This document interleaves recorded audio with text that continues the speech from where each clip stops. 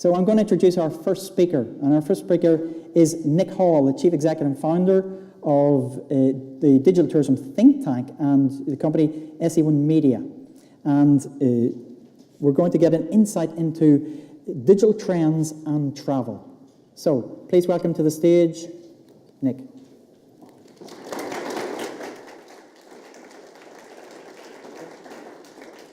So it's a great pleasure to be here. I was actually really worried about this eclipse business because I thought, how on earth am I going to possibly compete with an eclipse? And worst of all, if you all have to stay here and listen to me at 9:30, you're going to hate me afterwards for missing it. So first of all, just introduce myself. There I am. I'm Nick. You can also find me on Twitter, and that's where you'll find my eclipse photo. So definitely head on over there and see what I took. Just a show of hands, first of all, who actually experienced the eclipse through a smartphone? Just put your hands up. Pretty much everybody. And who's managed to share their eclipse photo online? Well, make sure you tag the conference with this as well, because we all want to see that. And really, that's what we're talking about today. We're talking about the visitor experience and the opportunity to create brilliant experiences and share those online and engage people and bring people to your destination. Just a bit of background about me, because I think it's needed. I don't usually come this far north. I'm actually based in Brussels. Our business is based in Ashford in Kent.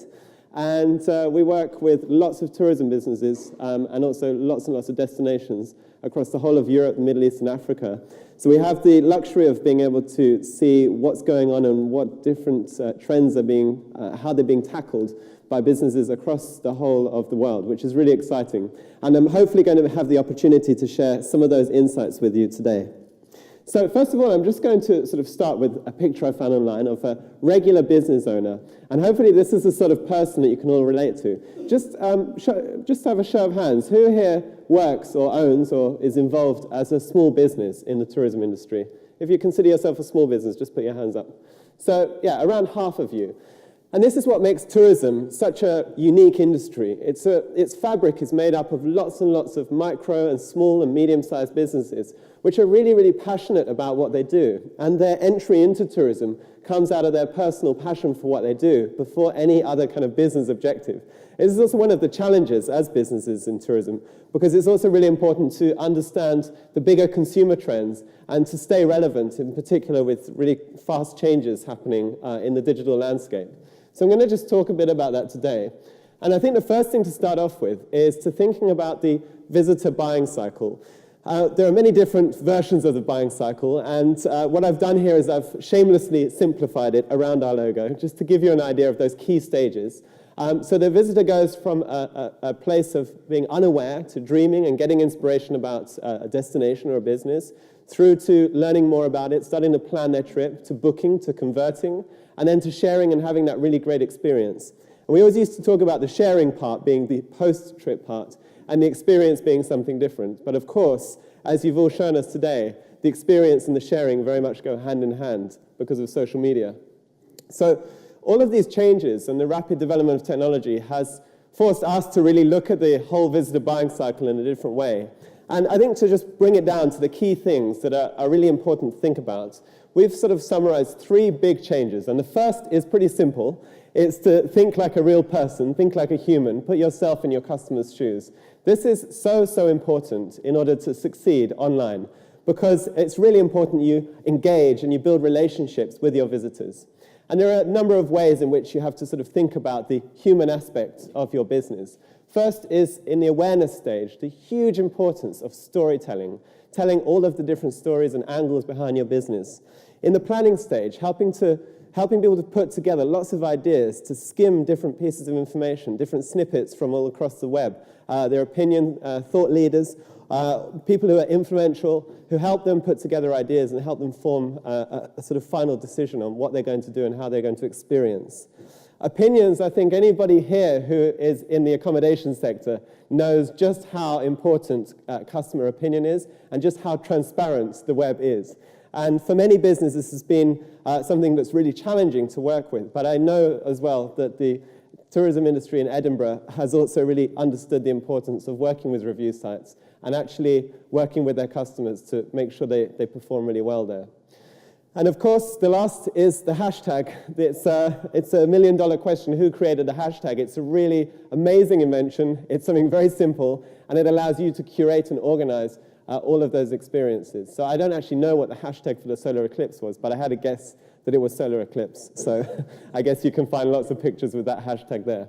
The second thing is to think about that experience. So obviously, on a day-to-day basis, it's quite hard to create the sort of experience that you just had this morning, but you should at least aim to. And I would love to see next time there's a solar eclipse, which will be quite a long time, I think, that there's a huge festival around it. And if that's going to be, I think, 20 years or something like that, maybe you can just create one next year anyway, because it will be a great experience. And there's a lot of opportunity there. Tourism is all about the experience, but what's really important to consider is that the visitor experience and the digital experience are completely intertwined. So the digital experience is completely inherent to the visitor experience. And I'm really looking forward to seeing Terry, the speaker from Google later, because she's got some pretty cool gadgets with her, which kind of really illustrate how you can create brilliant digital experiences as part of the tourism experience. When it comes to planning, very simple, really. Think about the need to provide your customers with a digital Swiss Army knife. Everything they need, nothing more. Make sure it works really well, and make sure that you're there for your customers in the way that they expect you to be. Sometimes the most boring things are the most important things, such as remembering to provide opening hours and how to get to your business. It's amazing how many times these simple things are completely overlooked because they're not very exciting. But actually, if you look at your analytics, this is probably the most visited content on your site.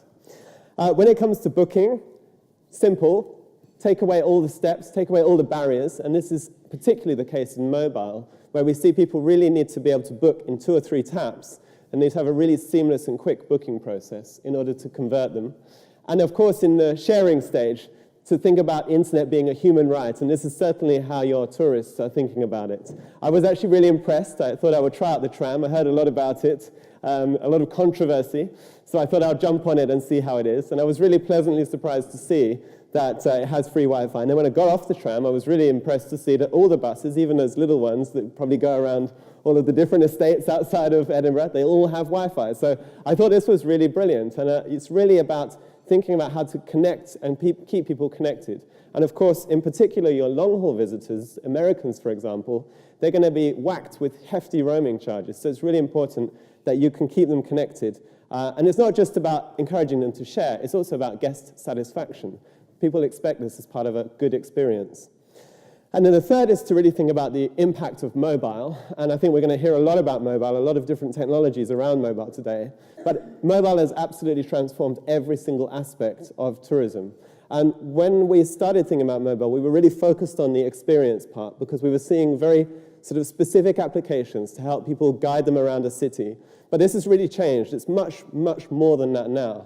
And any of you who take the time to look at your analytics will probably see interesting patterns in terms of, first of all, the increase in mobile usage, but also the times that people are using mobile. And we really say now that actually mobile is important at every single stage, and it's just as important for inspiration and feeding really, really great content to people as it is for helping them experience things in a practical way. So it's important to consider that. Now, I was doing some work with a German client recently, and we were looking at what people were saying about them online, and we came across this woman here. Her name is Caravan Fossen, and I think anybody here who knows the Dutch market, she is Dutch, will see a pun there with the name. So she is actually somebody who is very, very well optimized online, and I was quite surprised about this because she's created lots and lots of brilliant content about her experience while traveling through Europe. She's just a regular traveler, just like any of us when we go on holiday, but she decided to share her experience through a blog. And this is the sort of thing you need to sort of understand, how to tap in and how to engage people like this, because actually she turns out to be a really strong ambassador. And what's really key is to think about how you connect those two. So how do you connect the personality behind your business, the personality and the stories that surround your business with your visitors and engage them in a great way where they share their experiences, but they also get absorbed in all the experiences that are shared around your business. And this is really the challenge. So I'm going to run you through a number of key points to consider, and I'm going to go into detail and look at a few case studies over the next 25 minutes or so. So first of all, looking at where you should prioritize your business. Well, the first thing is to consider all of these stages and think about adopting a really holistic strategy. And I work with a lot of small businesses, and I'm always surprised, well, maybe not surprised, but I'm always looking at how they sometimes focus just on one specific area, but not joining all the dots, and sometimes work very tactically. It's really important to be strategic in order to get the most out of all the opportunities which exist. It's also, of course, important to think about online reputation. Online reputation is the difference between someone booking and someone not booking when they ultimately make that decision. Also understanding, and we're going to hear a lot today about content, understanding the huge, huge impact and role that content plays in marketing your business, and how then to make social media really work for you in a smart way off the back of that. And lastly, just looking at the mobile visitor, and we had actually conducted a focus group study in London recently, and we had really interesting results, which I think serve as an eye-opener.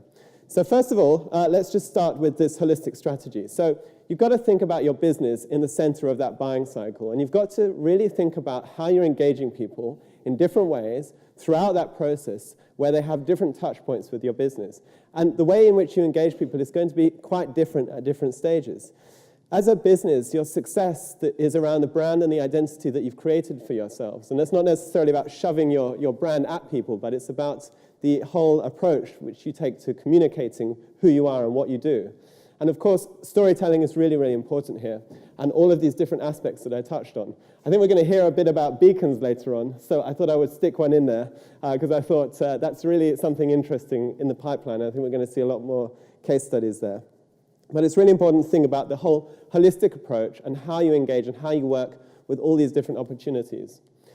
I'm going to start with reputation, because in a way it's a little bit boring, but I think it's also quite important. So I think we'll get the boring stuff out of the way first, and then we'll move on to the more exciting stuff. So first of all, I think the best way to think about reputation is it's really a sum of what you say about yourself and what others say about you. And this is a really key thing to take away from this. If you tell people that you're a 5-star experience and actually you only offer a 3-star experience, you're going to have a bad reputation, and it's as simple as that. If you want to see an example of this, just look up Premier Inn. Is there anybody from Premier Inn here? Yeah, great. So if you want to see an example of this, look up Premier Inn. They always have amazing ratings on all review sites. So you're pleased, I'm saying something positive there. So, yeah, they do really, really well. And I actually was a recent sort of convert to Premier Inn. Having traveled quite a lot, I thought, okay, time to sort of lower the budget. And I was really impressed because actually they meet the expectations. And this is all that matters when it comes to online reputation. It's not about saying you're one thing and then giving something else. It's about matching what you say you are with the real experience. Otherwise, your customers are going to talk about it. Of course, I don't need to read out a lot of stats, but 80% of people really put a lot of importance on review sites. And actually, when it comes to making that decision, it can be the difference between them actually going ahead with a booking or changing their mind. You also should give your customers a bit of credit for their intellect. So, of course, every business has the odd extreme review, someone who's really angry and then goes online and they vent about it. But customers and research shows, Focusrite did some really interesting research on these kind of negative extreme reviews on TripAdvisor, and they actually learned that people sort of discredit those and they still look at everything. So in general, focus on the really key aspects and just improving the overall quality and experience. At the end of the day, it really comes down to product, and it's not about technology at all. Technology is just the place and the tool which allows people to share that experience. There are a few tips. I hope that everybody in here, but I know it won't be the case, but I hope the majority of you are working with the reviews and actually responding to people to actually turn sort of negatives into positives and also really show your human side of the business. So it goes back to thinking and communicating about the human aspects of your business. I mean, here is a great example. I was on a recent trip to York, and I thought I would look at how the hotels were actually spoken about by different customers. And I saw this great hotel. I actually have a dog called Marmaduke, so this is actually the reason it stood out. The hotel is called Marmaduke's Hotel. They had a mix of reviews. They had brilliant reviews. They also had really bad reviews. And what was great is to see how the management had actually been very proactive in responding to most of the customer reviews and really showing that they care about the customer opinion. So here's a great example of just a business thanking the customer for the review. It's not about just responding to the negatives, it's also about thanking people for the positive things. And we also have an example of how they deal with a bad review as well, which is a really good thing to look at. You should also think about how reviews and online review sites are really serving as a great tool for business intelligence. They help you to get a really good understanding of what people are saying about your business. And you know, if the same issue keeps coming up about hygiene, for example, then don't just ignore it and put it to the side. You have a problem about hygiene and you have to address it. This comes back to what you do with your product and how you improve it. A recent study showed that in Las Vegas, where TripAdvisor was really heavily used at very early stages, the hotel rankings were very, very high on TripAdvisor. Whereas in Ireland, where it took much longer for the industry to sort of get onto it and sort of understand the importance, they saw a steady increase in the rankings of all the properties, which showed them that actually once businesses did understand, they started to make improvements. And ultimately, the benefit was the whole tourism sector actually had better quality product, which is, I think, something really incredible to think about. It is an opportunity to improve. So now moving on to content, and this is the thing which really excites me because it really is driving so much. And I think the first thing is, does anybody know where this is? Denmark and Sweden. Oh, very good, very good. I actually came from Copenhagen yesterday, so I didn't take this picture though. But of course, what I love about it is it's a great travel shot. It's everything that sharing experiences online is all about. It's that kind of abstract, out-the-window view. It's a brilliant sort of landscape. It's something you want to share, and it's really inspirational. And of course, it's also got a TUI plane. And I think TUI are a great example of a travel business which has been disrupted pretty heavily, but they've continued to reinvent themselves and understand the importance of working with all different types of new content, making their product offering much more transparent, involving their customers in the experience. So it's just a good way to think about things and also have a look at what some of the big players are doing and how they stay relevant when you might think that they would sort of just drop off the edge. And then to think about storytelling. We talk a lot about storytelling in the last couple of years. And I like to say the art of storytelling because I think there's a real art to bringing out brilliant stories, but also engaging with people around brilliant stories. And think about the key things that you can take away from this. First of all, it's about enriching your brand, creating a really quality aspect to everything that you've communicated through your official communication. It's also about conveying those experiences in a really rich way and actually getting people to share things which are very unique, sometimes really one-off moments, and getting them to share them in a really special way that people find inspirational and share with each other. And it's also about you, as a business, seeing yourself more as a curator than anything else. If you think about a museum chooses its artwork and it curates it, it puts it up, and it decides how it's going to be hung, and it makes sure that it fits the space that it's going to be put in. And it's really important that you think about yourselves as curators of all of the content that you can find on the web. And of course, it helps if it works around a hashtag, because then you can find it easily. Content is also, in tourism, about emotion and awe. And, you know, taking a holiday is a fairly personal experience. You make a personal commitment to spend a number of days of your very few precious holiday days in a destination, in a business. And this is something that you can't get wrong. So it's a very emotional experience, and it's something that's very personal. It's something that you really take your time to do. When we talk about marketing with content, emotion plays a really, really key role, and also inspiring people through amazing things as well. That can be both something which just wows you, something like an eclipse, for example. It would be great if it was unique just to Edinburgh. It's also about humor as well, so not always this sort of big stuff, but also just about making people laugh and triggering something. It's also about telling the stories behind the brand, so showing different aspects to your brand, and also engaging with so-called tribes. This is a term that is used a lot when talking about online communities, but there's a lot of really different communities springing up through all sorts of social networks. It could be cycling, it could be hiking, and there's real opportunities to engage with them and make them really work for you. So we always encourage people in the tourism industry to look at this as thinking about creating different perspectives on your business. I'm going to ask again, does anybody know where this is? No, I've got you. It's also in Copenhagen. So I thought it's a Copenhagen theme going on here, just because I love it. I think it's it's a beautifully designed place.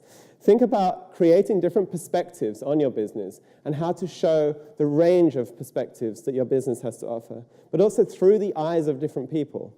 Here's a brilliantly, professionally shot video, which is a commercial video made by South Africa Tourism. And it's actually a video that has a brilliant twist at the end of it. So if you're interested, come up to me and I'll tell you what that is later on, and I'll show you how to find it. It's such an amazing video. It creates a lot of emotion, and it's designed to communicate a very, very well-crafted brand. And in many ways, you would say, well, this isn't user-generated or anything else, so does it really have a role today? It's more like a traditional commercial. But it does. Then we have another take on South Africa. We have the South African road trip. This was created by a group of travel bloggers that are brilliant content creators, and they're also key influencers. And they've managed to share a completely different view on the destination, one that's much more authoritative, and it's also much more sort of point of view. And this also creates another perspective on that destination. And then here we have another point of view again, much more towards the sort of user-generated content way of looking at things. And again, this serves as another perspective on that destination. And it's really easy to mistake that we have to focus on the new trends. And we were talking a lot about user-generated content at some point and how we need to sort of really focus on that. But what's important to understand is you should really be focusing on all three aspects, all the different ways in which you can present different perspectives on your business. Because when we think about that visitor buying cycle, they have different roles in doing different things. So one will build brand awareness and a general inspiration to travel, whereas others will feed out great snippets which create a reaction and get people talking. And when feeding out content, think about how to seed content for mobile. I think we're going to hear a lot about this, but think about short, digestible, snackable, tappable, and shareable content. These are a few, I like them because they rhyme, but they're actually a good way to think about the type of content which really works very effectively. And ultimately what it comes down to is looking at your brand and thinking how to craft that perfect identity that you want people to see about your brand. But sorry about that. That's probably my fault. Understanding that 80% of the noise around your brand is actually created by other people. And you shouldn't consider that that's out of your control. It's absolutely within your control to organize that, to shape that in the way that you think is really going to work for you. So don't just give up because it's created by others. And also think about going beyond the campaign, beyond that work that you do. So on the one hand, you have your visitor stories. This is, I'm really keeping on the Copenhagen theme here because I think they're a great example. This is the visitor story. This is a brilliant campaign. We're actually doing a case study on it in a few weeks. And they've actually used Instagram in a brilliant way to show lots of different perspectives. But then if you look at this, you have an example here of how Airbnb, as a brand which is trying to create a very specific identity about who they are and what they believe in and what they're passionate about, and connect with people who have like-minded kind of viewpoints, to show them what they are as a brand. And what's really interesting here is this is actually a behind-the-scenes video of a commercial that they've been putting out, I think even on TV, but a lot on social media as well. Because they want to show people the creative aspect behind the business, not only what they want to put out in front of people. And actually, when they put this on YouTube and all the different online channels, they actually link people to follow on from that high, slick version of the commercial to actually then see the behind the scenes. And it's really important to understand that both have actually a really key role. So a few takeaways when it comes to content. Think about perspectives and the importance of those different angles. Think about ambassadors, identifying who is really influential around the topic that's really leading as a business. Think about understanding what is your unique selling point, or identifying 2 or 3, preferably just one area where you're really strong. So if you're a design hotel or a boutique hotel, try to become the authority on design in Scotland. Go beyond just your products and property, and then you'll create a lot of noise and a lot of interest and a lot of strong position in the area that you want to be strong in. Think about niches and think about finding different focuses within your business and how to build that out. So architecture, for example, is a really great area where you can carve a niche if you're in a brilliantly designed business. And just understand that it really empowers decision-making, but it also inspires people. So it's about all stages. And what's really important to understand is this is about getting different people involved, your whole team, your guests, and also the wider public involved in everything. And that sort of brings me on to social media. So I think everybody knows what this means. No such thing as a free lunch. And I think when social media was first a big thing, we were all thinking, it's free, great, free marketing. I think we're now beyond that, and everybody understands that actually it's just like any other media. You can really work with it and build brilliant things, but you should also consider that to really get your message out, it might also be worth paying for that. And there's some really great advertising solutions across every channel now, which help you really hit and target those key demographics. So I'm a big fan of actually experimenting with different forms of advertising and see what works, because you have your community which you built up, and that's brilliant, and they work for you in a certain way. But if you want to then go out and reach a wider audience, you really should consider how social media can help you find those, and that's not something that necessarily always comes for free. Of course, if you have that genius viral campaign, then it perhaps does, but then probably it costs a lot of money to come up with the idea for that. Looking at Instagram as well, it just shows how things have really changed. Mobile has changed social media radically, and now social is all about mobile. And then we have new channels that pop up every day. So Snapchat is one that's creating a lot of interest, in particular in the US, where college kids are really, really on Snapchat all the time. And what's really funny is to see how they've just absolutely abandoned Facebook, and now it's a much older market on Facebook. And here is a great example of a brand that you wouldn't expect to get into Snapchat, who's actually sought the opportunity to create a lot of noise around their brand about potential future customers. So they're really thinking strategic in terms of building brand awareness well ahead of when these kids who are at the Super Bowl actually can afford to buy it. I'm just showing you a few clips here, because actually what Audi did is they decided that as Super Bowl was the biggest event happening in the US, that they would boycott or jump onto that and actually try and create a different buzz around it. So they actually fed the alternative news, and they did it in a really quirky way, and they seeded lots of funny snippets out across Snapchat, and they created a really, really big buzz around it. And as you can see, lots and lots of comments and reaction around that. This was a huge success, and it was the most unlikely coming together of a brand, a very luxury, high-end automotive brand, jumping on a very young market that you would never think would be interested or appropriate for this. But they really understood the importance of engaging people at an early point and building a very strong brand around that. So a huge success, and I think it's an example to show that actually every channel potentially offers some opportunity, but it's really down to you to think about how to be creative and how to really see the opportunity and get the most out of that. So definitely worth looking up. Also, when we talk about social media, it's about creating experiences that people can share. Here's a beautiful picture of a picture frame in a park.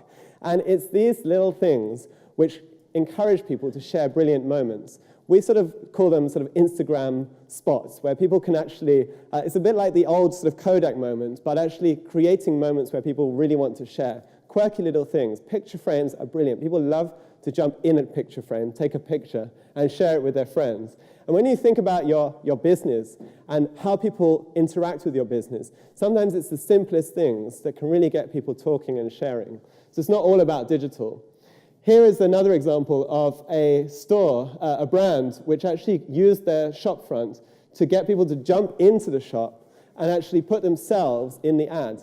They realized that actually people love to do this kind of thing, and it's a great way of people to interact directly with the brand and then share what is effectively a great commercial online amongst the social media. Also very inexpensive. It's just more about the creative idea, but it's a way of using the space that you have in a brilliant way to get people to interact and share those experiences. And it's really important to give something back. If you want people to share, you have to sort of reward them in one form or another. And when we talk about getting people to interact, we always think about those horrible sweepstakes. You know, enter your name here and win a prize. And I think it's fair to say that customers have become a bit more sophisticated, and certainly the people you want to be targeting have moved on quite a bit from this kind of blanket sweepstake approach. Here is a brilliant way in which they've actually engaged people to create experiences, share them using a specific hashtag on Instagram, and actually the reward is getting their picture painted on this plane. It's a brilliant way of creating a lot of noise and getting people engaged and interacting with people in the social sphere, and also giving them something back and getting something for yourself out of it as well. We were speaking to a rail company recently about this. So I think if you do see an Instagram train somewhere in the UK, it might come from this. So what do you need to think about? Well, first of all, think about a selective approach. It's really important not to go after everything. So whilst I've shown you lots of great examples here, especially if you're a small business, you really need to say, what is right for me? Where is my target audience? And how am I going to engage with them? You cannot be on every channel doing everything. And you should also think really carefully about what each channel is doing for you. So, for example, Twitter is a great tool for customer service. But if you do go into that, make sure you do it properly. Create almost a service-level agreement. KLM do a great job of this, telling people that they're available 24 hours a day. That's quite extreme, in 7 languages. On the other hand, EasyJet, with less resources, tell people they're available from 9 to 6 in 5 languages. And actually, when you manage people's expectations, you create a really brilliant image of the brand online, and you show them what kind of brand you are. It's also important to think about where it comes in your whole strategy and how social media can be used. It's not all about reach. It's also about using really passionate communities to create brilliant content, which then you can push out once you work with them. And the last thing we're going to look at here, before summing up, is the impact of mobile. And I think we've heard a lot about mobile, so I won't go into sort of lots of different examples. I'm going to focus on just this study that we conducted recently, which had really interesting results. I've also cut it down to the bare minimum in view of time. We had a look at 2 attractions, the Victoria and Albert Museum and the Queen Elizabeth Olympic Park. Now, I'm assuming that you all know what these are. But when we actually ask international audiences, they have not heard of either of these. And this is the first thing to understand, that actually sometimes we make assumptions which are not correct. Of course, it's the V&A is the 6th most visited attraction in the UK, but your visitors don't necessarily know about it or have heard of it. And we actually did a focus group with a group of many different groups of international visitors, and they had never heard of these. We focused just on millennials as well, so we wanted to understand how they were using mobile and how they were discovering things. The results were really interesting. First of all, we started off by looking at their perceptions and reactions to these 2 different names. And actually, as you can see here, they had completely the wrong idea about what these were. So they thought the fact that it was Queen Elizabeth something, they thought it was all about royalty, and that this was a park with statues and things like that in it. And likewise, they had a very strange idea about the V&A, partly because of the logo, partly because of the name. So they didn't really understand at all what these 2 places were. And what that actually led us to realize is that if you have a poor brand awareness, your mobile brand really, really, really needs to deliver. Because for your visitor, when they arrive in the destination and they open their mobile and they look at all the different sites which form their decision-making process, if they land on your site and it doesn't perform, they're going to leave straight away. And actually, to think about it in a simpler way, if your visitor in a mobile space lands on your site, that's the only experience, the only touch point, the only awareness that they have of your brand. So if you have a poor mobile brand experience, you have a poor brand experience. It's the whole experience that people have. And the damage of this is quite significant. So we, first of all, benchmarked their initial reactions. We asked them whether they thought the 2 different things were creative, interesting, easy, pleasant, and clear. And as you can see, very clear differences. The red indicates the full website, so the non-mobile optimized website, and the green indicates their reactions to the mobile optimized site. We mixed up the groups, so they didn't sort of test one against each other, so these were genuinely the reactions when put in that environment. We also then did the same with the Olympic Park, and actually even more extreme. What we found is that these bright colors and really strong imagery was really powerful and very pleasant, so it actually performed really well. What's really interesting is to then see how actually their perceptions changed. So starting off knowing nothing about the place, let me just go back. Starting off knowing nothing at all about either of these 2 places, you can see indicated here in blue, this is their initial reaction. So when we just said the names, showed them the logos, they said that this is how they ranked, whether it's exciting, interesting, unique, or enjoyable. As you can see, fairly kind of in the middle. And actually, when we gave them a non-mobile optimized site for each place, their perception actually went down. That means they went from not knowing much and not thinking it was the right thing they wanted to see to definitely not wanting to go after they looked at the non-mobile optimized sites. And on the other hand, we saw the inverse when it came to looking at mobile optimized websites. So from starting off at that middle ground where they had the wrong idea about the place, once they looked at the mobile optimized sites, they actually found it more appealing and a higher level of interest in actually going there. Now, that may not seem that significant on a graph like that, But if you're the VNA and you have 6 million visitors a year, even 2 or 3% can be pretty costly in terms of the potential market that you're losing there by not communicating yourself in the right way. Here's just a few examples. We gathered a lot of different reactions from people. People commented a lot about text. So even mobile sites that had tons and tons of text really created a bad reaction. Actually, people had that instant reaction to switch off when it wasn't mobile optimized. They wouldn't even give it a chance. People who were quite passionate did actually go quite deep in. So if you really have someone who wants to go, they will persevere and get through it. Also, we found that the visuals were really powerful. The VNA in particular created the wrong impression because they had ladies' hats. So a lot of the guys were commenting, I think this is something for my girlfriend, I'm not interested. So they really had the wrong idea. They thought it was actually a shopping mall because of the selection of pictures. So sometimes the most simplest things can really lead people in the wrong way. So that leads me to just sum up this and think about 4 things that you can take away. First of all, immediacy and context is absolutely critical in mobile. Think about what your visitors are looking for and where they are when they're using your mobile site. Most often, that is actually looking for opening times, that is looking how to get there, that is linking their location with actually what you're providing them on the site and thinking about the context. Also, giving them an instant overview is really important. You only have 3 seconds to engage someone on that screen, so that first screen has to really perform well, otherwise they don't give it a chance. And make sure that you think about the visual signposting as well. So design and images, they really have seconds to perform, and once people are in the site, they need to really be able to navigate that in a simple way. Think about cutting down the content to what you actually need to give them, and not just optimizing your whole site and throwing everything in the mix. And now lastly, I want to end with a video. It's actually a video I shot just yesterday, so it's really fresh. We're going to turn this into a case study. It's back to Copenhagen, because I was absolutely, utterly impressed with their ethos and their approach. And I think that once you see these comments, this is something you can all learn from. So just take a look at this quick clip about how they work within their business. And first of all, does anybody know of a destination that has a creative director? No. So Manchester? Okay, I have to go and interview them next then. So let's have a look. My role is being creative director on everything that happens in the organization. But for me,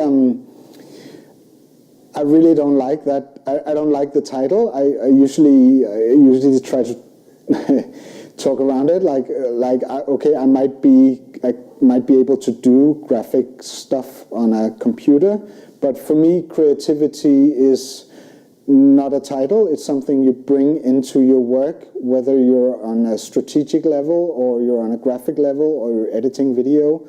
And we, in this project and on the future projects we're going to work on, we want to work with that more, like have everybody in this day and age where everything happens so fast and you need to, tomorrow there might be an event that we need to cover, there might be something happening on the street that is a great story that we can tell.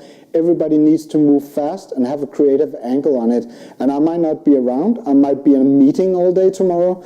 So bringing creativity into everybody on the team is very important for us. So that everybody, they might not be able to execute on every level, but at least they know who to call and they might have a creative angle on it. So there you go. Thinking about bringing creativity across your business, and I think you will really succeed if you try and shift and change that and bring that into your business. So on those thoughts, I'm going to leave you. Thank you very much for having me here, and I'm looking forward to seeing the rest of the speakers today.